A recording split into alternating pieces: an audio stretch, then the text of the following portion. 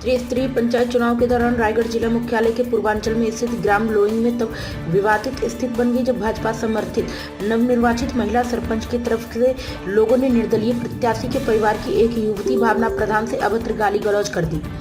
मिली जानकारी के अनुसार यह विवाद तब शुरू हुआ जब निर्विरोध सरपंच चुने जाने के बाद बीडीसी के चुनाव के लिए अपने मतदान करने आई कुमारी भावना प्रधान से सरपंच पक्ष से किसी ने गाली गलौज कर दी, जिसके विरोध में पीड़ित युवती ने अपने परिजनों को मौके पर ही बुला लिया। फिर दोनों पक्षों में पुनः जमकर वाद विवाद और हाथापाई शुरू हो गई। मजे की बात यह है कि यह पूरा विवाद मतदान केंद्र परिसर में ही हुआ, लेकिन पुलिस और प्रशासन किसी ने रोकने की जरूरत नहीं की। इस बीच दोनों पक्षों में से किसी ने के पास के पैरावट में आग लगा दी, जिससे पास खड़ी स्कूटर में भी आग लगी। घटना के दूसरे दिन दोनों पक्ष एक दूसरे के विरुद्ध रिपोर्ट दर्ज कराने चक्रधर नगर थाना पहुंचे। दोनों पक्षों ने खुद को सही और दूसरे को गलत बताया।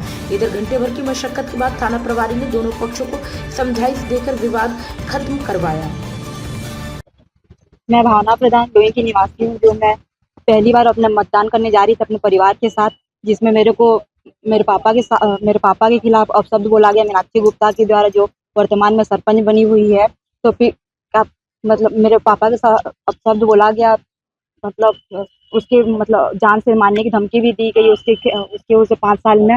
और फिर क्या बोल मेरे चोटी खींच के मतलब बाल खींच के उन लोग मारे भी एक मतलब यहाँ पर। फिर जिसमें मेरे को नहीं मतलब मैं अपने आप को रोक नहीं पाई, जिसके कारण मैं अपने पापा और चाचा को बुला के लाई। फिर दोनों पार्टी में थोड़ा गहमागहमी हुई, फिर जिसमें रायगढ़ पुलिस गई और दोनों पार्टी में आपसी समझौता किया गया। अभी क्या शिकायत लेकर है? हाँ, शिकायत। मैं मीनाक्षी गुप्ता हूँ, लोइंग की निर्विरोध सरपंच अभी चुनी गई हूँ। आप थाने आए हैं, क्या कुछ मामला, क्या घटना घटी है?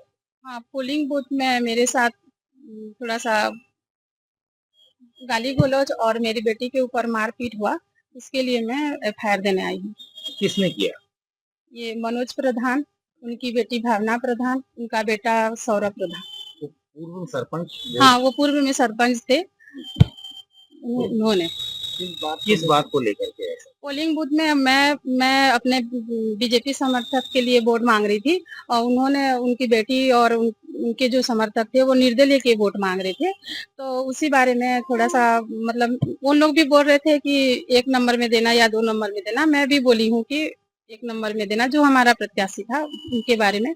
और उसके बाद उनकी बेटी क्या सुनी क्या बोली वो नहीं पता मेरे को, और उनके पापा को जाके बोले हैं। उसके बाद वो लोग तुरंत आके मेरी बेटी के ऊपर मारपीट किए हैं और मेरे को इतना अपशब्द बोला गया है कि मैं वो नहीं बता सकती आप लोग को। और मतलब बहुत सारा गाली गलौज वो लोग दिए हैं और मारपीट पे उतर आए थे। कुछ आग भी लगाया गया? वो कल जीतने के बाद एक जन है हमारे बीजेपी के हैं, वो उन्हीं के पैरा में जो चारा रखे थे गायों के लिए वहाँ आग लगा दिया गया है।